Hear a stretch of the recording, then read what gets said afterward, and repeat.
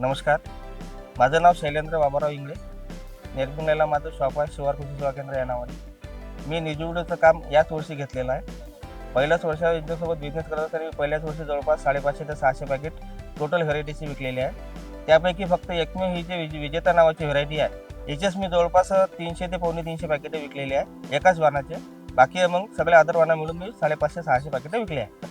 आणि ही व्हेरायटी नवीन आहे आणि आता जे काळाची जी गरज आहे, जे एकरी झाडाची संख्या वाढवा, त्याच्यासाठी ही व्हेरायटी एकदम सुटेबल बसते. कारण का याला ज्या खालच्या ज्या मोनोपोडी आहे त्या कमी आहे, म्हणजे नईच्याच बरोबर आहे. आणि पानावर लव येते, त्याच्यामुळं सकिंगचा अटॅक कमी येते.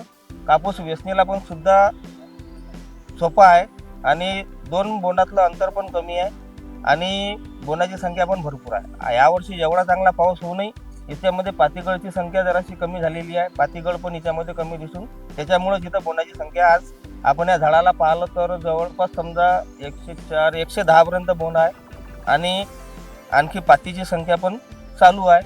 आता यांच्याकडे पाणी नसल्यामुळे यांनी फक्त एकच पाणी दिलेलं आहे. जर यांना आणखी एक पाणी मिळालं असतं तर आणखी नवीन शेंडा चालू राहिला असता. कारण का नवीन पातळ फ्लॅश दिसत आहे.